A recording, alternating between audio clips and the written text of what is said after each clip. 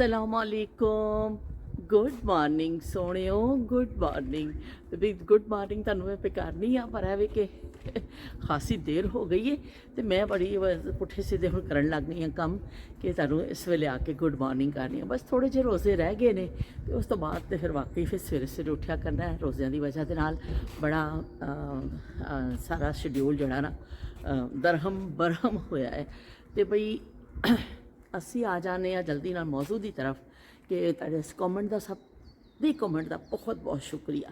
ਯਕੀਨ ਮੰਨੋ ਮੈਂ ਇੰਨੀ ਖੁਸ਼ ਹੋਣੀ ਆ ਨਾ ਤੇ ਤੁਹਾਡੇ ਕਮੈਂਟ ਪੜ੍ਹਨੀ ਆ ਤੇ ਕਿਸੇ ਵੀ ਹਵਾਲੇ ਨਾਲ ਜੋ ਮੈਂ ਮੌਜੂ ਅਸੀਂ ਗੱਲ ਕਰਦੇ ਆ ਤੇ ਉਹ ਫਿਰ ਮੈਨੂੰ ਇੰਨਾ ਚੰਗਾ ਲੱਗਦਾ। ਇਸ ਤਰ੍ਹਾਂ ਲੱਗਦਾ ਵੇ ਕਿ ਇੱਕ ਵਿਹੜਾ ਬਣ ਗਿਆ ਵੇ, ਅਸੀਂ ਉਸ ਵਿਹੜੇ ਵਿੱਚ ਬੈਠੇ ਆ ਸਾਰੇ ਤੇ ਅਸੀਂ ਮੰਜੀਆਂ ਵਿਛੀਆਂ ਹੋਈਆਂ ਨੇ ਤੇ ਅਸੀਂ ਗੱਲ ਪੇ ਕਰਨੇ ਆ ਤੇ ਬਿਲਕੁਲ ਇਸ ਤਰ੍ਹਾਂ ਫੀਲਿੰਗਸ ਆਉਂਦੀ ਹੈ। हैप्पी फीलिंग्स आंदियां ने बई मैनू ते ਉਹ YouTube ने सानू एक वेड़ा दे दिता वे। YouTube ਦੇ ਵਿਹੜੇ ਦਾ ਸ਼ੁਕਰੀਆ ਕਿ ਅਸੀਂ ਉਸ ਵਿਹੜੇ 'ਚ ਬੈਠ ਕੇ ਇੱਕ ਦੂਸਰੇ ਦੇ ਨਾਲ ਗੱਲਾਂ ਸ਼ੇਅਰ ਕਰ ਲੈਂਦੇ ਆ, ਆਪਣੇ ਬਚਪਨ ਵਿੱਚ ਥੋੜ੍ਹੀ ਦੇਰ ਲਈ ਚਲੇ ਜਾਂਦੇ ਆ। ਉਹ ਵਕਤ, ਉਹ ਸੁਨਹਿਰਾ ਦੌਰ ਜਿਹੜਾ ਹਰ ਇਨਸਾਨ ਦੀ ਜ਼ਿੰਦਗੀ 'ਚ ਮੇਰਾ ਖਿਆਲ ਇਸ ਤੋਂ ਅੱਛਾ ਟਾਈਮ ਨਹੀਂ ਆਉਂਦਾ। ਜਦੋਂ ਬੱਚਾ ਹੁੰਦਾ ਹੈ ਨਾ ਉਹ ਬਾਦਸ਼ਾਹ ਹੁੰਦਾ ਵੇ ਤੇ ਉਹ ਬਾਦਸ਼ਾਹ ਵਾਲੀ ਜ਼ਿੰਦਗੀ ਗੁਜ਼ਾਰਦਾ ਹੈ। ਫਿਰ ਵੱਡੇ ਹੋ ਜਾਓ ਫਿਰ ਉਹ ਬਸ ਪੜ੍ਹਾਈਆਂ ਦੇ ਚੱਕਰ ਤੇ ਉਸ ਤੋਂ ਬਾਅਦ ਫਿਰ ਉਹ ਨੌਕਰੀਆਂ ਦੇ ਚੱਕਰ ਤੇ ਔਰਤਾਂ ਨੂੰ ਪੈ ਜਾਂਦੇ ਨੇ ਘਰਦਾਰੀਆਂ ਦੇ ਚੱਕਰ ਤੇ ਬਸ ਫਿਰ ਬੰਦਾ ਐਸਾ ਫਸਦਾ ਕੜਿੱਕੀ ਵਿੱਚ ਆ ਜਾਂਦਾ, ਸਮਝੋ ਕਿ ਉਹ ਨਿਕਲ ਨਹੀਂ ਸਕਦਾ।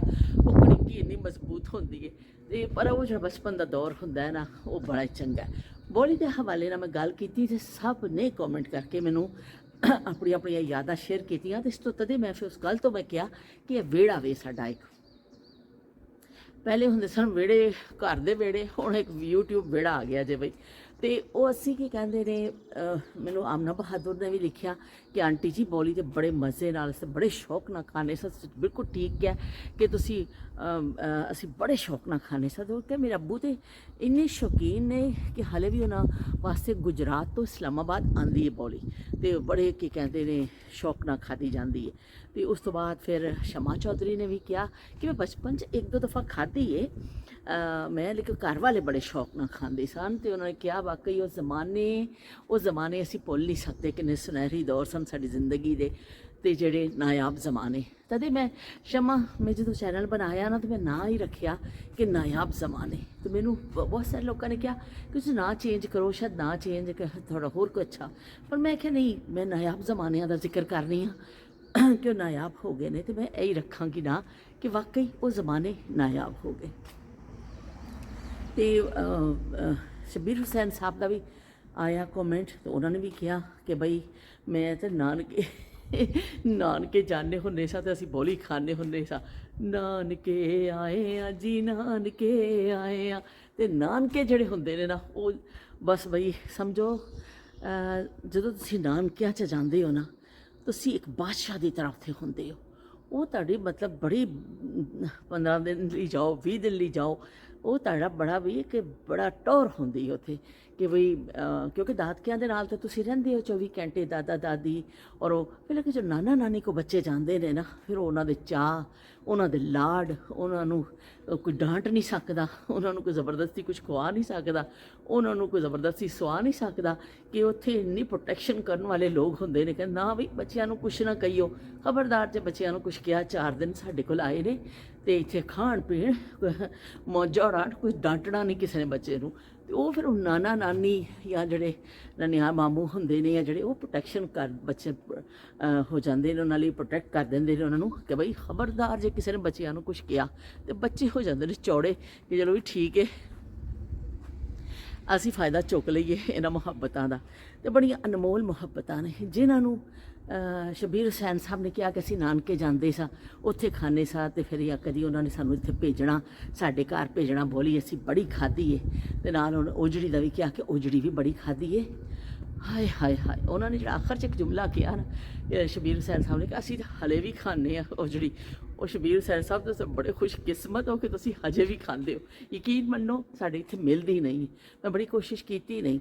मैं जो अमेरिका आई ना मैनूं पता उत्थे मैं गई तो एक बिल्कुल आखिरी दिन मेरे आने का एक अगला दिन से जिवें असीं एक दिन अपनी सिस्टर दे नाल मैं गई उत्थे उन्होंने गोश्त वगैरह लिया तो उत्थे मेरी सिस्टर ने कहा कि ओजड़ी पई है ਸਾਫ਼ ਕੀਤੀ ਕਰਾਈ ਬੜੀ ਹੋਈ। ਮੈਂ ਕਿਹਾ ਤੇਰਾ ਭਲਾ ਹੋ ਜਾਏ, ਤੂੰ ਪਹਿਲੋਂ ਕਿਉਂ ਨਹੀਂ ਦੱਸਿਆ। ਹੁਣ ਤਾਂ ਮੈਂ ਕਹਿੰਦੀ ਲੈ ਲਈਏ ਪਕਾਉਣ। ਮੈਂ ਕਿਹਾ ਨਹੀਂ ਵੀ ਹੁਣ ਤਾਂ ਜਾ ਕੇ ਪੈਕਿੰਗ ਕਰਨੀ, ਹੁਣ ਪਕਾਉਣ ਦਾ ਕੋਈ ਐਸਾ ਟਾਈਮ ਨਹੀਂ ਹੋਣਾ, ਕੁਛ ਨਹੀਂ ਹੋਣਾ, ਫੇਰ ਆਏ ਤਾਂ ਫੇਰ ਖਾਵਾਂਗੇ। ਅਤੇ ਉਹ ਰਹਿ ਗਿਆ। ਮੈਨੂੰ ਇੰਨਾ ਪਤਾ ਹੈ ਕਿ ਉੱਥੇ ਮਿਲਦੀ ਹੈ। ਅਤੇ ਹੁਣ ਮੈਂ ਕਤਰ ਗਈ ਨਾ, ਤੇ ਉੱਥੇ ਵੀ ਮੈਨੂੰ ਬਿਲਕੁਲ ਆਖਰੀ ਦਿਨ ਪਤਾ ਚੱਲਿਆ ਕਿ ਇੱਥੇ ਵੀ ਉਹ ਜਿਹੜੀ ਮਿਲਦੀ ਹੈ। ਅਤੇ ਬਸ ਫਿਰ ਟਾਈਮ ਨਹੀਂ ਸੀ, ਅਤੇ ਬਸ ਉਹ ਕਿ ਨਸੀਬ 'ਚ ਹੋਵੇ ਤਾਂ ਫਿਰ ਬੰਦਾ ਕਰ ਲੈਂਦਾ ਵੇ। ਚਲੋ ਠੀਕ ਹੈ ਜੀ। ਅਤੇ ਉਹ ਫਿਰ ਅਸੀਂ ਨਹੀਂ ਖਾਧੀ, ਪਰ ਹੁਣ ਜਦੋਂ ਵੀ ਮੇਰਾ ਕਤਰ ਜਾਣਾ ਹੋਇਆ ਨਾ ਤਾਂ ਇਨਸ਼ਾਅੱਲਾ ਜ਼ਰੂਰ ਖਾਣੀ, ਕਿ ਮੈਨੂੰ ਪਤਾ ਚੱਲ ਗਿਆ ਕਿ ਬਈ ਮਿਲਦੀ ਉਹ ਜਿਹੜੀ ਉੱਥੇ। ਇੱਥੇ ਨਹੀਂ ਮਿਲਦੀ, ਇੱਥੇ ਮੈਂ ਕਦੀ ਨਹੀਂ ਦੇਖੀ ਹੈ। ਪਤਾ ਨਹੀਂ ਕੀ ਵਜ੍ਹਾ ਵੇ, ਜਾਂ ਹੋ ਸਕਦਾ ਕਿਸੇ ਇਲਾਕੇ 'ਚ ਮਿਲਦੀ ਵੀ ਹੋਵੇ, ਪਰ ਸਾਡੇ ਇਲਾਕੇ 'ਚ ਮੈਂ ਕਦੀ ਵੀ ਨਹੀਂ ਦੇਖੀ। ਹਾਲਾਂਕਿ ਬੱਕਰੇ ਦਾ ਗੋਸ਼ਤ, ਉਹ ਬਾਕੀ ਚੀਜ਼ਾਂ ਪਾਏ, ਹਰ ਚੀਜ਼ ਮਿਲ ਜਾਂਦੀ, ਪਰ ਉਹ ਜਿਹੜੀ ਮੈਨੂੰ ਕਦੀ ਨਜ਼ਰ ਨਹੀਂ ਆਈ। ਅਤੇ ਚਲੋ ਜੀ, ਤੁਹਾਡੀਆਂ ਸਾਰਿਆਂ ਦੀ ਮੁਹੱਬਤਾਂ ਦਾ ਬਹੁਤ ਸ਼ੁਕਰੀਆ ਕਿ ਤੁਸੀਂ ਨਾਲ ਜੁੜੇ, ਨਾਲ ਮੇਰੇ ਵਿਹੜੇ 'ਚ ਆ ਕੇ ਬੈਠੇ, ਅਤੇ ਅਸੀਂ ਆਪਣੀਆਂ ਆਪਣੀਆਂ ਯਾਦਾਂ ਸ਼ੇਅਰ ਕੀਤੀਆਂ। ਅਤੇ ਕੀ ਕਹਿੰਦੇ ਨੇ, ਉਹਨਾਂ ਨੇ ਮੈਸੇਜ ਕੀਤਾ, ਸ਼ੀਲ ਕੌਰ ਦਾ ਮੈਸੇਜ ਵੀ ਬੜੇ ਮਜ਼ੇ ਦੇ ਹੁੰਦੇ ਨੇ। ਕਿਹਾ ਕਿ ਆਓ ਬਈ ਪੰਜਾਬੀ ਲੋਕ ਤੇ ਜਿਹੜੇ ਨੇ ਖਾਣ ਪੀਣ ਦੇ ਸ਼ੌਕੀਨ ਹੁੰਦੇ ਨੇ, ਅਤੇ ਉਹਨਾਂ ਦੇ ਡੋਲੇ ਸ਼ੋਲੇ ਚੈੱਕ ਕਰੋ ਅਤੇ ਉਹਨਾਂ ਦਾ ਸਟਾਈਲ ਚੈੱਕ ਕਰੋ। ਅਸੀਂ ਪੰਜਾਬੀ ਲੋਕ ਬੜੇ ਖਾਣ ਪੀਣ ਦੇ ਸ਼ੌਕੀਨ ਹੁੰਦੇ ਹਾਂ, ਹਲਕਾ ਮਤ ਲੈਣਾ ਸਾਨੂੰ। ਅਤੇ ਉਹਨਾਂ ਨੇ ਬਿਲਕੁਲ ਠੀਕ ਲਿਖਿਆ ਕਿ ਅਸੀਂ ਪੰਜਾਬੀ ਲੋਕ ਵਾਕਈ ਖੁਸ਼ ਖੁਰਾਕ ਹੈਗੇ ਆ, ਰੱਜ ਕੇ ਖਾਂਦੇ ਆ। ਕਹਿੰਦੇ ਨੇ ਰੱਜ ਕੇ ਖਾ ਬੇਲੀਆ, ਦੱਬ ਕੇ ਵਾਹ। ਅਤੇ ਰੱਜ ਕੇ ਖਾਂਦੇ ਨੇ ਅਤੇ ਦੱਬ ਕੇ ਵਾਂਦੇ ਨੇ। ਅਤੇ ਬਹਿਰਹਾਲ ਇਹ ਬੜੀ ਅੱਛੀਆਂ ਯਾਦਾਂ ਸਾਡੀਆਂ ਜੁੜੀਆਂ ਨੇ। ਅਤੇ ਸ਼ੀਲ ਨੇ ਕਿਹਾ ਕਿ ਤੁਹਾਡਾ ਹੋਟਲ ਵਾਲਾ ਕਿੱਸਾ ਸੁਣ ਕੇ ਨਾ ਤੇ ਵੀ ਮੈਨੂੰ ਤਾਂ ਬੜਾ ਹੀ ਚੰਗਾ ਲੱਗਿਆ। ਅਤੇ ਦੇਖ ਲਓ ਬਈ, ਇਹ ਜ਼ਮਾਨੇ ਵੀ ਹੈਗੇ ਸਨ ਕਿ ਉਸ ਜ਼ਮਾਨੇ 'ਚ ਨਾ ਰੈਸਟੋਰੈਂਟ ਵਗੈਰਾ ਇਸ ਤਰ੍ਹਾਂ ਲਫ਼ਜ਼ ਨਹੀਂ ਸਨ। ਬਹੁਤ ਅਗਰ ਕਿਸੇ ਨੂੰ ਕਹਿੰਦਾ ਸੀ ਤਾਂ ਹੋਟਲ ਦਾ ਲਫ਼ਜ਼ ਹੀ ਆ ਜਾਂਦਾ ਸੀ, ਭਾਵੇਂ ਉਹ ਕੋਈ ਛੋਟਾ ਜਿਹਾ ਰੈਸਟੋਰੈਂਟ ਹੀ ਹੁੰਦਾ ਹੋਏਗਾ। ਲੇਕਿਨ ਉਹੀ ਕਿ ਸ਼ੀਲ ਕਿ ਸਾਡੀਆਂ ਯਾਦਾਂ ਵਿੱਚ ਕੋਈ ਐਸੇ ਹਾਫਜ਼ਿਆਂ ਵਿੱਚ ਕੋਈ ਹੋਟਲ, ਕੋਈ ਚੀਜ਼ ਹੈ ਹੀ ਨਹੀਂ ਕਿ ਮੈਂ ਬਚਪਨ ਦਾ ਤਜ਼ਕਰਾ ਉਹਨਾਂ ਚੀਜ਼ਾਂ 'ਚ ਕਰਾਂ ਕਿ ਸਾਡੇ ਜ਼ਮਾਨੇ 'ਚ ਚੀਜ਼ਾਂ ਨਹੀਂ ਸਨ। ਅਤੇ ਇਸ ਤੋਂ ਬਈ ਅਸੀਂ ਤਾਂ ਸਾਦੀਆਂ ਗੱਲਾਂ ਕਰਨੀਆਂ ਨੇ ਕਿ ਇਹ ਮਿੱਸੀ ਰੋਟੀ ਪੱਕਦੀ ਸੀ ਅਤੇ ਇਹ ਪੱਕਦਾ ਸੀ। ਆਮਨਾ ਨੇ ਕਿਹਾ ਆਂਟੀ ਜੀ ਮਿੱਸੀ ਰੋਟੀ ਦਾ ਜ਼ਿਕਰ ਕਰੋ, ਅਤੇ ਮਿੱਸੀ ਰੋਟੀ ਦਾ ਜ਼ਿਕਰ ਕਰ ਲੈਂਦੇ। ਜ਼ਿਕਰ ਕਰਨ 'ਚ ਕਿੰਨੀ ਕੁ ਦੇਰ ਲੱਗਦੀ ਹੈ। ਮਿੱਸੀ ਰੋਟੀ ਹਰ ਘਰ 'ਚ ਹਰ ਬੰਦੇ ਨੇ ਖਾਧੀ ਹੈ, ਔਰ ਪੰਜਾਬੀਆਂ ਦਾ ਤਾਂ ਮੈਨੂੰ ਲੱਗਦਾ ਖਾਸ ਖਾ ਜਾਵੇ ਕਿ ਤੰਦੂਰ 'ਤੇ ਪੱਕਣੀ ਮਿੱਸੀ ਰੋਟੀ, ਉਹਨੂੰ ਉੱਪਰ ਚੋਪੜਿਆ ਜਾਂਦਾ ਸੀ, ਅਤੇ ਨਾਲ ਕੀ ਕਹਿੰਦੇ ਨੇ ਮੱਖਣ ਜਾਂ ਦੇਸੀ ਘਿਓ, ਜੋ ਵੀ ਚੀਜ਼ ਦਸਤਿਆਬ ਹੁੰਦੀ ਸੀ ਨਾ, ਉਹਨਾਂ ਚੋਪੜ ਕੇ, ਅਤੇ ਨਾਲ ਹੁੰਦੀ ਸੀ ਲੱਸੀ। ਅਤੇ ਬਈ ਇੱਕ ਬੁਰਕੀ ਲਵੋ ਮਿੱਸੀ ਰੋਟੀ ਦੀ, ਅਤੇ ਨਾਲ ਲਵੋ ਲੱਸੀ ਦਾ ਘੁੱਟ। ਓਏ ਹੋਏ ਹੋਏ, ਇੰਨਾ ਮਜ਼ੇ ਦਾ ਖਾਣਾ, ਸਾਦਾ ਖਾਣਾ। ਅਗਰ ਕਿਸੇ ਦਾ ਦਿਲ ਹੁੰਦਾ ਸੀ ਕੋਈ ਅਚਾਰ ਲੈ ਲੈਂਦਾ ਸੀ, ਪਰ ਮਿੱਸੀ ਰੋਟੀ ਦਾ ਆਪਣਾ ਹੀ ਜ਼ਾਇਕਾ ਇੰਨਾ ਚੰਗਾ ਹੈ ਕਿ ਬਸ ਬਈ ਉਹ ਖਾਸ ਕਰ ਜਿਹੜੀ ਤੰਦੂਰ 'ਤੇ ਲੱਗਦੀ ਸੀ ਨਾ, ਉਹਦਾ ਤਾਂ ਜ਼ਾਇਕਾ। ਹੁਣ ਅਸੀਂ ਤਵੇ ਵਗੈਰਾ 'ਤੇ ਬਣਾ ਲੈਂਦੇ ਹਾਂ ਇਸ ਟਾਈਪ ਦੀ, ਲੇਕਿਨ ਤੰਦੂਰ ਦੀ ਜਿਹੜੀ ਰੋਟੀ, ਦੇਸੀ ਤੰਦੂਰ 'ਤੇ ਜਿਹੜੀ ਲੱਗਦੀ ਸੀ ਰੋਟੀ, ਦੇਸੀ ਰੋਟੀ, ਓਏ ਹੋਏ, ਉਹਦਾ ਤਾਂ ਜ਼ਾਇਕਾ ਭੁੱਲਦਾ ਹੀ ਨਹੀਂ ਹੈ। ਅਤੇ ਉਹ ਫਿਰ ਦੋ ਰੋਟੀਆਂ ਖਾ ਜਾਣੀਆਂ। ਔਰ ਸਭ ਤੋਂ ਜ਼ਿਆਦਾ ਤੰਦੂਰ ਦੀ ਰੋਟੀ ਉਤਰਦੀ ਆਉਂਦੀ ਸੀ, ਉਹਨੂੰ ਚੋਪੜੀ ਆਉਂਦੇ ਸਨ। ਇੱਕ ਰੋਟੀ ਦੇ ਉੱਪਰ ਦੂਸਰੀ ਰੋਟੀ ਰੱਖ ਦੇਣੀ, ਚੋਪੜ 'ਤੇ ਜਾਣਾ, ਰੋਟੀਆਂ ਇਸ ਤਰ੍ਹਾਂ ਹੋ ਜਾਂਦੀਆਂ ਇਸ ਤਰ੍ਹਾਂ ਮੱਖਣ ਦੀ ਤਰ੍ਹਾਂ। ਉਹ ਟੇਸਟ, ਉਹ ਚੀਜ਼ਾਂ ਹੁਣ ਚਲੀਆਂ ਗਈਆਂ। ਜਦੋਂ ਗਰਮੀ ਦਾ ਤੋੜ ਲੱਸੀ ਨੂੰ ਸਮਝਿਆ ਜਾਂਦਾ ਸੀ, ਅਤੇ ਮਿੱਸੀ ਰੋਟੀ ਅਤੇ ਲੱਸੀ ਦਾ ਐਸਾ ਕੰਬੀਨੇਸ਼ਨ ਸੀ। ਔਰ ਗਰਮੀ 'ਚ ਤਾਂ ਇਹ ਮਸ਼ਰੂਬ ਜਿਹੜੇ, ਇਹ ਕੋਲਾ ਡਰਿੰਕਸ ਔਰ ਜਿਹੜੀਆਂ ਚੀਜ਼ਾਂ ਆ ਗਈਆਂ ਨੇ, ਇਹ ਹੁਣ ਆ ਗਈਆਂ ਨੇ, ਅਤੇ ਇਹਨਾਂ ਨੇ ਕਾਫੀ ਹੱਦ ਤੱਕ ਸਿਹਤ 'ਤੇ ਬੜੇ ਖਰਾਬ ਅਸਰਾਤ ਪਾ ਦਿੱਤੇ ਨੇ ਇਨਸਾਨ ਦੇ। ਪਰ ਫਿਰ ਵੀ ਲੱਗੇ ਪਏ ਆ, ਪੀ ਲਈਏ, ਡੁਕਾਰ ਆ ਜਾਵੇ, ਪੀ ਲਈਏ, ਹਾਜ਼ਮਾ ਹੋ ਜਾਵੇ। ਪਰ ਇਹਨਾਂ ਚੀਜ਼ਾਂ ਦੇ ਬੜੇ ਨੁਕਸਾਨਾਤ ਨੇ। ਪਰ ਸਾਡੀ ਲੱਸੀ ਜਿਹੜਾ ਮਸ਼ਰੂਬ ਹੈ, ਲੱਸੀ ਜਾਂ ਮਸ਼ਰੂਬ ਕੋਈ ਨਹੀਂ। ਤੁਸੀਂ ਦੇਖੋ ਕਿੰਨੀ ਤਾਕਤਵਰ, ਗਰਮੀ ਦਾ ਤੋੜ ਸਮਝਿਆ ਜਾਂਦਾ ਸੀ। ਜਦੋਂ ਗਰਮੀ ਆਣੀ ਤਾਂ ਕਹਿਣਾ ਵੀ ਚਲੋ ਕੱਚੀ ਲੱਸੀ ਬਣਾ ਲਓ, ਅਤੇ ਕੱਚੀ ਲੱਸੀ ਵੀ ਬਣਦੀ ਸੀ, ਦਹੀਂ ਵਾਲੀ ਵੀ ਬਣਦੀ ਸੀ। ਪਰ ਐਵੇਂ ਕਿ ਜਿਵੇਂ ਕੋਈ ਦੁਪਹਿਰੇ ਪਾਣੀ ਪੀਣਾ ਨਾ, ਤਾਂ ਉਹਦੀ ਕੱਚੀ ਲੱਸੀ ਬਣ ਜਾਂਦੀ ਸੀ ਕਿ ਵੀ ਚਲੋ ਥੋੜ੍ਹਾ ਦੁੱਧ ਪਾਉਣਾ, ਥੋੜ੍ਹਾ ਪਾਣੀ ਪਾਉਣਾ, ਅਤੇ ਕੱਚੀ ਲੱਸੀ ਉਹ ਸਾਰੀ ਅੰਦਰੋਂ ਗਰਮੀ ਕੱਢ ਦਿੰਦੀ ਸੀ ਤੁਹਾਡੇ। ਕਿਉਂਕਿ ਉਸ ਜ਼ਮਾਨੇ 'ਚ ਲੋਕਾਂ ਕੋਲ ਨਾ ਇਸ ਤਰ੍ਹਾਂ ਠੰਡੇ ਕਮਰੇ ਸਨ, ਨਾ ਏਅਰ ਕੰਡੀਸ਼ਨ ਸਨ। ਲੋਕ ਕੱਚੀ ਲੱਸੀ ਔਰ ਲੱਸੀ ਦਾ ਇਸਤੇਮਾਲ ਕਰਦੇ ਸਨ। ਦੁੱਧ, ਦਹੀਂ, ਲੱਸੀ, ਸਪੈਸ਼ਲੀ ਲੱਸੀ ਤਾਂ ਇਸ ਗਰਮੀਆਂ ਵਿੱਚ ਲਾਜ਼ਮ ਔਰ ਮਲਜ਼ੂਮ ਸੀ ਕਿ ਜਿਹਨਾਂ ਘਰਾਂ 'ਚ ਐਸੀ ਸਹੂਲਤ ਹੁੰਦੀ ਸੀ, ਲੋਕ ਦਹੀਂ ਜਮਾ ਦਿੰਦੇ ਸਨ ਅਤੇ ਫਿਰ ਆਪਣਾ ਲੱਸੀ ਬਣਾ ਲੈਣੀ। ਜਿਹਨਾਂ ਕੋਲ ਇੰਨੀ ਸਹੂਲਤ ਨਹੀਂ ਹੁੰਦੀ ਸੀ, ਉਹ ਫਿਰ ਜਾ ਕੇ ਆਸ ਪੜੋਸ ਤੋਂ, ਜਿਵੇਂ ਚਾਟੀਆਂ ਔਰਤਾਂ ਸਵੇਰੇ ਚਾਟੀ ਦਾ ਦੁੱਧ ਮੱਖਣ ਕੱਢਦੀਆਂ ਸਨ, ਆਸ ਪੜੋਸ ਵਾਲੀਆਂ ਆ ਜਾਂਦੀਆਂ ਸਨ ਲੈਣ ਵਾਸਤੇ ਵੀ ਸਾਨੂੰ ਲੱਸੀ ਦੇ ਦਿਓ। ਅਤੇ ਉਸ ਤਰ੍ਹਾਂ ਲੱਸੀ ਵੰਡ ਦਿੱਤੀ ਜਾਂਦੀ ਸੀ। ਉਹ ਇੰਨਾ ਸੋਹਣਾ ਸਾਊਂਡ ਆਉਂਦਾ ਸੀ। ਉਹ ਜਿਹੜੀ ਮਦਾਣੀ ਚੱਲਦੀ ਸੀ ਨਾ ਚਾਟੀ ਵਿੱਚ, ਉਹ ਇੱਕ ਬੜਾ ਖਾਸ ਸਾਊਂਡ ਆਉਂਦਾ, ਉਹ ਇੰਨਾ ਪਿਆਰਾ ਲੱਗਦਾ। ਜਿਹਨਾਂ ਨੇ ਸੁਣਿਆ ਉਹ ਹੀ, ਹੁਣ ਮੈਂ ਇਸ ਤਰ੍ਹਾਂ ਆਪਣੇ ਆਵਾਜ਼ ਕਿਸ ਤਰ੍ਹਾਂ ਕੱਢ ਕੇ ਤੁਹਾਨੂੰ ਦੱਸਾਂ, ਅਤੇ ਉਹ ਇਸ ਤਰ੍ਹਾਂ ਸਾਊਂਡ ਇੰਨਾ ਜ਼ਬਰਦਸਤ ਆਉਂਦਾ ਸੀ ਨਾ। ਅਤੇ ਫਿਰ ਉਹ ਮੱਖਣ ਕੱਢ ਲੈਣਾ ਅਤੇ ਲੱਸੀ ਨੂੰ ਛਾਣ ਲੈਣਾ, ਅਤੇ ਆਸ ਪੜੋਸ ਵਾਲੇ ਜਿੰਨੇ ਵੀ ਲੋਕ ਹੁੰਦੇ ਸਨ ਉਹਨਾਂ ਨੂੰ ਕਿਹਾ ਜਾਂਦਾ ਸੀ ਕਿ ਆ ਜਾਓ ਬਈ ਲੈ ਜਾਵੋ ਲੱਸੀ। ਪਤਾ ਹੀ ਹੁੰਦਾ ਸੀ ਸਾਰਿਆਂ ਨੂੰ ਕਿ ਬਈ ਟਾਈਮ ਹੈ ਲੱਸੀ ਦਾ। ਆਪਣੇ ਆਪਣੇ ਗੜਵੇ, ਕਿਸੇ ਨੇ ਜੱਗ, ਕਿਸੇ ਨੇ ਛੋਟੀ ਦੇਚਕੀ, ਕਿ ਜੋ ਬਰਤਨ ਦਸਤਿਆਬ ਹੁੰਦਾ ਸੀ ਉਹ ਲੈ ਕੇ ਆ ਜਾਂਦੀਆਂ ਸਨ। ਇਸ ਤਰ੍ਹਾਂ 2-4 ਘਰਾਂ 'ਚ ਦਿੱਤਾ ਜਾਂਦਾ ਸੀ। ਫਿਰ ਹੋਰ 2-4 ਘਰ ਬਾਅਦ ਇੱਕ ਹੋਰ ਘਰ 'ਚ ਲੱਸੀ ਬਣਦੀ ਸੀ ਅਤੇ ਉਹ ਵੀ ਦੇ ਦਿੱਤੀ ਜਾਂਦੀ ਸੀ। ਅਤੇ ਇਸ ਤਰ੍ਹਾਂ ਫਿਰ ਬੜਾ ਜਿਹੜਾ ਨਾ ਮੇਰਾ ਖਿਆਲ ਪਾਰਸਲ ਆਇਆ ਸਾਡਾ, ਅਤੇ ਉਹ ਲੱਸੀ ਜਿਹੜੀ ਹੈ ਇੰਨੀ ਜ਼ਬਰਦਸਤ ਹੁੰਦੀ ਸੀ ਨਾ ਕਿ मैं ज़रा 1 मिनट गल अपनी रुकांगी।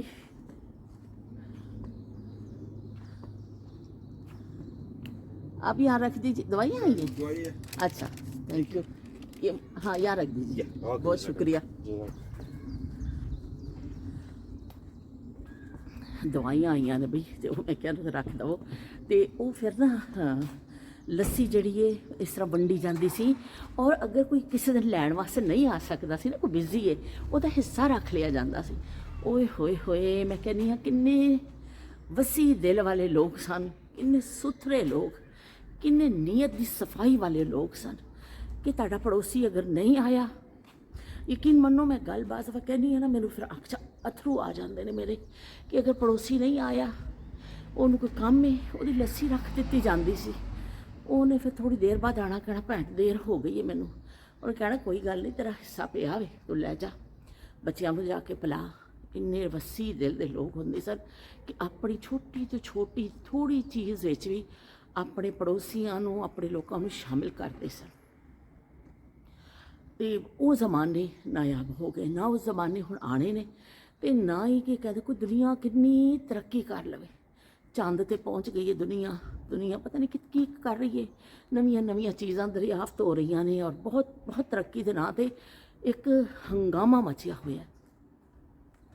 ਪਰ ਇਹ ਵੀ ਕਿ ਜਿਹੜਾ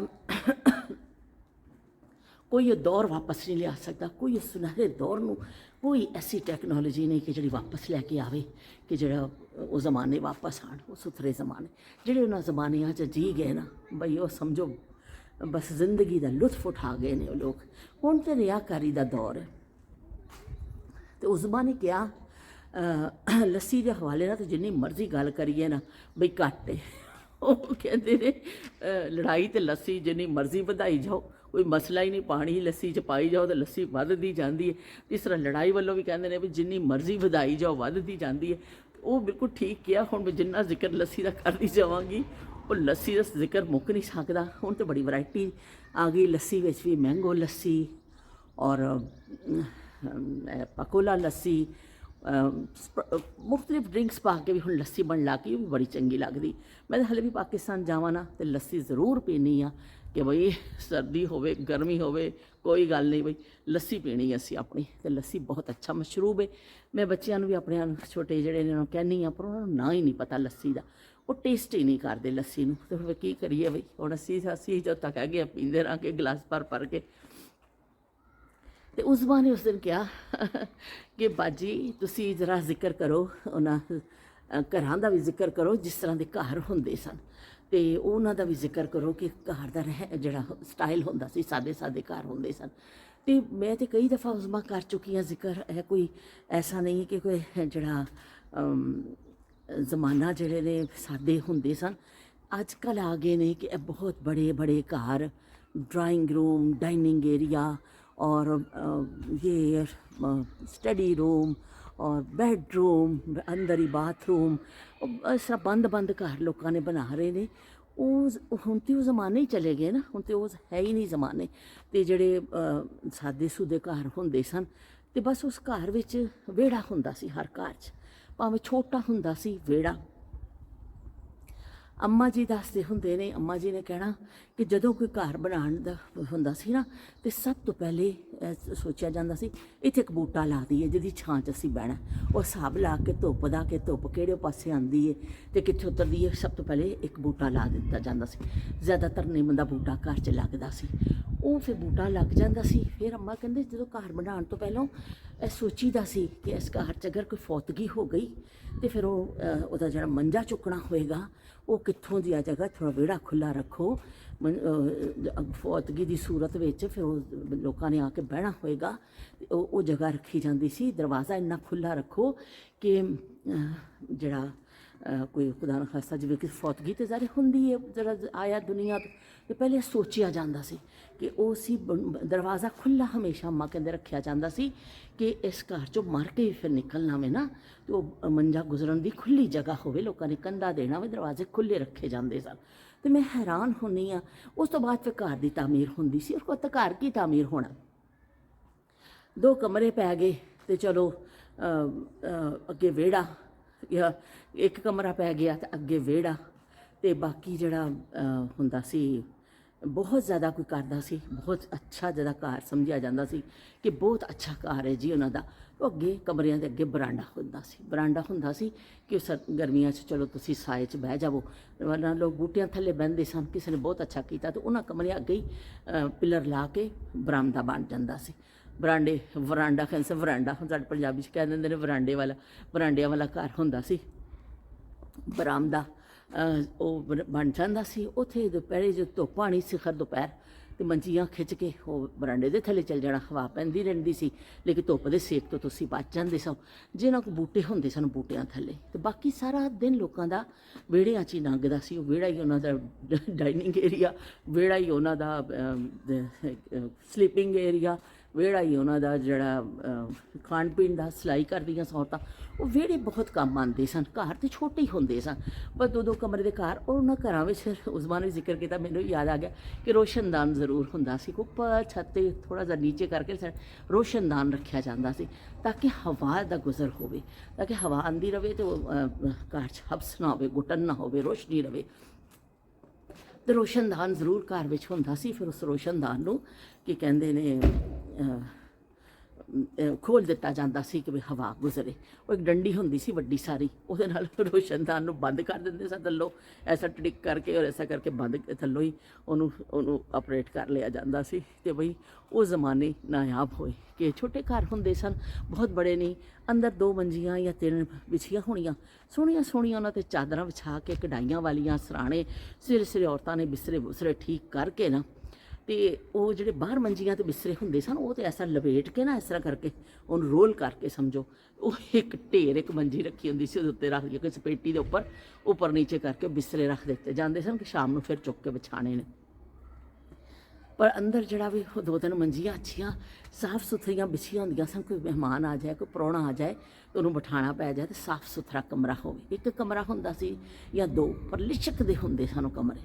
ਉਹ ਔਰਤਾਂ ਇੰਨੀ ਮਿਹਨਤ ਕਰਦੀਆਂ ਸਨ, ਲਿਸ਼ਕਦੇ, ਉਹਨਾਂ ਦਾ ਸ਼ਾਹਕਾਰ ਹੁੰਦੇ ਸਨ ਉਹਨਾਂ ਦੀ ਹੁਨਰ ਦਾ। ਉਹ ਕਮਰੇ ਜਿਹੜੇ ਹੁੰਦੇ ਸਨ ਬਹੁਤ ਜ਼ਿਆਦਾ ਕਿਸੇ ਹੁੰਦਾ ਸੀ। ਤੇ 4 ਕੁਰਸੀਆਂ ਹੁੰਦੀਆਂ ਸਨ ਜਿਹੜੀਆਂ ਲੱਕੜ ਦੀਆਂ ਬਹਿਣ ਵਾਲੀਆਂ। ਇੱਕ ਛੋਟਾ ਗੋਲ ਟੇਬਲ ਹੁੰਦਾ ਸੀ, ਸੈਂਟਰ ਟੇਬਲ ਜਿਹਨੂੰ ਕਹਿੰਦੇ ਨੇ, ਗੋਲ ਟੇਬਲ ਹੁੰਦਾ ਸੀ। ਉਹਦੇ 'ਤੇ ਕੋਈ ਮਹਿਮਾਨ ਨੇ ਆ ਜਾਣਾ, ਬੜਾ ਕੁਝ, ਜਿਵੇਂ ਖਾਸ ਤੌਰ 'ਤੇ ਬੱਚੀਆਂ ਦਾ ਰਿਸ਼ਤਾ ਦੇਖਣ ਵਾਸਤੇ ਲੋਕ ਆਉਂਦੇ ਸਨ ਜਾਂ ਕੁਝ, ਅਤੇ ਉਹਨਾਂ ਨੂੰ ਬੜੇ ਇੱਜ਼ਤ ਇਹਤਰਾਮ ਦੇ ਨਾਲ ਅੰਦਰ ਬਿਠਾਇਆ ਜਾਂਦਾ ਸੀ ਕਿ ਚਲੋ ਵੀ ਆ ਜਾਓ, ਬਹਿ ਜਾਓ। ਤਾਂ ਗੋਲ ਟੇਬਲ 'ਤੇ ਆ ਕੇ ਚਾਸ਼ਾ ਰੱਖੀ ਜਾਂਦੀ ਸੀ ਜਾਂ ਖਾਣਾ ਰੱਖਿਆ, ਜੋ ਵੀ ਖਾਤਰ ਮਦਾਰਾ ਤੁਸੀਂ ਕਰਨੀ ਹੁੰਦੀ ਸੀ। 4 ਕੁਰਸੀਆਂ 6 ਕੁਰਸੀਆਂ ਹੁੰਦੀਆਂ ਸਨ ਬਸ। ਤੇ ਜੇ ਕੁਰਸੀਆਂ ਨਹੀਂ ਵੀ ਨੇ ਤਾਂ ਕੋਈ ਨਹੀਂ, ਬਈ ਲੋਕ ਮੰਜੀਆਂ 'ਤੇ ਬਿਠਾ ਦਿੰਦੇ ਸਨ ਕਿ ਸਾਫ਼ ਸੁਥਰਾ ਬਿਸਤਰ ਹੈ।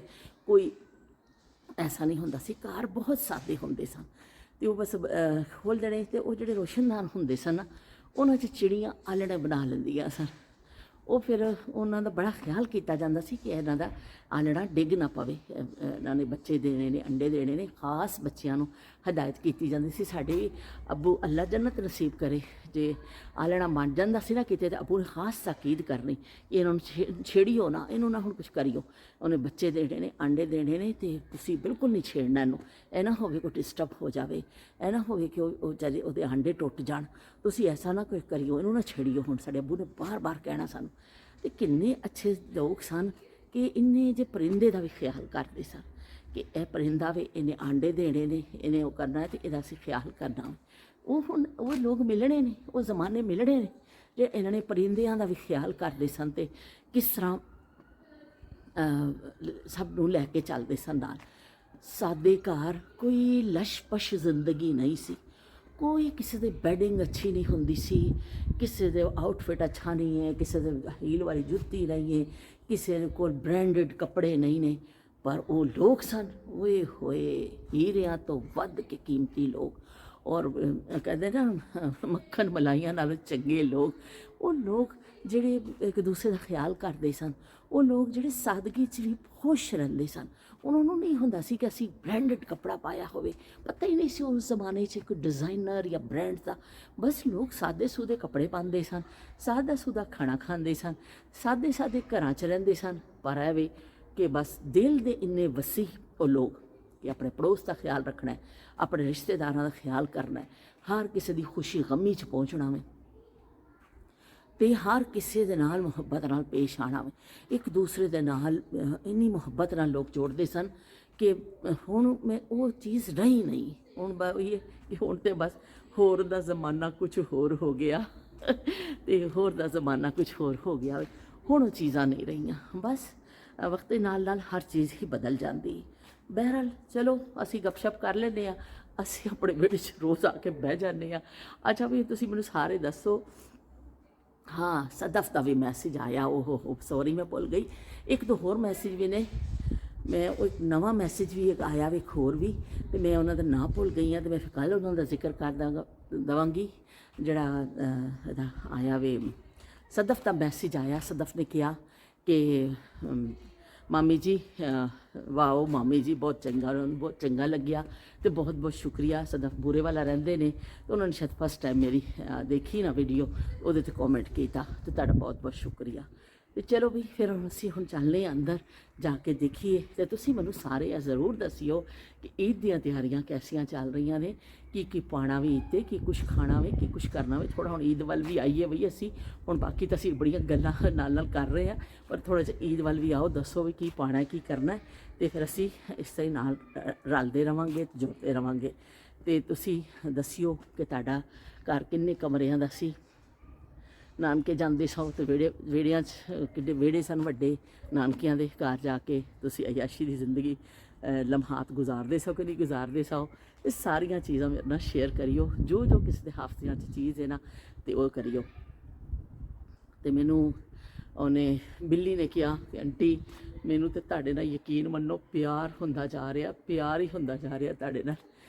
ਸਾਨੂੰ ਰੱਬ ਦੀ ਸੋ ਤੇਰੇ ਨਾਲ ਪਿਆਰ ਹੋ ਗਿਆ ਵੇ ਚੰਨਾ ਸੱਚੀ ਮੁੱਚੀ, ਉਹ ਚੰਨਾ ਸੱਚੀ ਮੁੱਚੀ, ਤੇਰੀ ਯਾਦ ਵਿੱਚ ਦਿਲ ਬੇਕਰਾਰ ਹੋ ਗਿਆ ਵੇ ਚੰਨਾ ਸੱਚੀ ਮੁੱਚੀ, ਵੇ ਚੰਨਾ ਸੱਚੀ ਮੁੱਚੀ। ਤੇ ਲੋ ਵੀ ਸੱਚੀ ਮੁੱਚੀ ਸਾਡੇ ਨਾਲ ਪਿਆਰ ਕਰਨ ਵਾਲੇ ਬਹੁਤ ਸਾਰੇ ਲੋਕ ਹੈਗੇ ਨੇ ਜਿਹੜੇ ਕਹਿੰਦੇ ਨੇ ਸਾਨੂੰ ਤਾਂ ਤੁਹਾਡੇ ਨਾਲ ਲਵ ਹੋ ਗਿਆ, ਲਵ ਲਵ ਲਵ।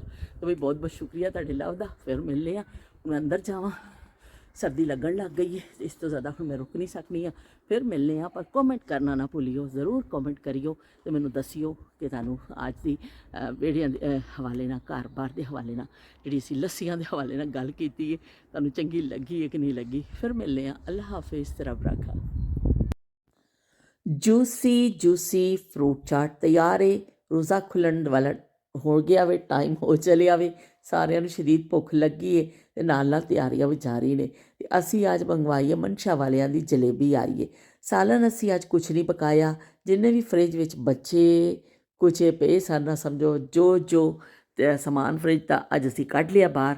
ਥੋੜ੍ਹੀ ਕੜੀ ਪਈ ਸੀ, ਕੋਫਤੇ ਅੰਡੇ ਦਾ ਸਾਲਨ, ਔਰ ਜੋ ਚੀਜ਼ਾਂ ਸਾਨੂੰ ਨਜ਼ਰ ਆਈਆਂ ਨਾ ਫਰਿੱਜ ਵਿੱਚ, ਸਾਰੀਆਂ ਨੂੰ ਕਿਹਾ ਵੀ ਆ ਜਾਓ ਬਾਹਰ, ਅੱਜ ਤੁਹਾਡੀ ਵਾਰੀ ਹੈ। ਅਤੇ ਅਸੀਂ ਹੁਣ ਰੋਜ਼ਾ ਖੁੱਲ੍ਹ ਕੇ ਨਾਲ ਖਾਵਾਂਗੇ ਜਲੇਬੀ। ਅਤੇ ਹਰੀ ਮਿਰਚ ਤਾਂ ਵੀ ਮੈਨੂੰ ਬੜੀ ਪਸੰਦ ਹੈ, ਫੇਵਰੇਟ ਹੈ ਮੈਨੂੰ ਹਰੀ ਮਿਰਚ ਮੇਰੀ। ਅਤੇ ਅਸੀਂ ਕੁਛ ਉਹ ਵੀ ਨਾਲ ਫਰਾਈ ਕਰ ਲਈਆਂ ਨੇ, ਅਤੇ ਇਹ ਮੈਨੂੰ ਬੜੀ ਅੱਛੀ ਲੱਗਦੀ ਹੈ, ਫਰਾਈ ਕਰਕੇ ਖਾਂਦੇ ਹਾਂ। ਅਤੇ ਚਲੋ ਜੀ, ਰਾਫੇ ਸਾਹਿਬ ਦੇ ਨਗਟਸ ਤਿਆਰ ਨੇ। ਰਾਫੇ ਸਾਹਿਬ ਨਗਟਸ ਖਾਣਗੇ ਅਤੇ ਨਾਲ ਖਾਣਗੇ ਪਰਾਠਾ, ਅਤੇ ਪਰਾਠਾ ਉਹਨਾਂ ਦਾ ਬਣਾਵਾਂਗੇ ਅਸੀਂ ਰੋਟੀ ਪਕਾ ਕੇ। ਲੋ ਜੀ, ਗਰਮਾ ਗਰਮ ਰੋਟੀਆਂ ਭਾਫਾਂ ਉੱਠਦੀਆਂ ਤਿਆਰ ਨੇ, ਅਤੇ ਨਾਲ ਰਾਫੇ ਸਾਹਿਬ ਦਾ ਬਣ ਗਿਆ ਪਰਾਠਾ। ਅਤੇ ਨਾਲ ਪਲੈਟਰ ਦੇਖ ਲਵੋ, ਇਹਦੇ ਵਿੱਚ ਚੌਪਸ ਅਤੇ ਤੁਹਾਨੂੰ ਸੀਖ ਕਬਾਬ, ਚਿਕਨ ਵਿੰਗਸ, ਚਿਕਨ ਬੋਟੀ ਸਭ ਨਜ਼ਰ ਆ ਰਿਹਾ, ਅਤੇ ਅਸੀਂ ਖਾਣ ਲੱਗੇ ਹਾਂ। ਅੱਲਾ ਹਾਫਿਜ਼।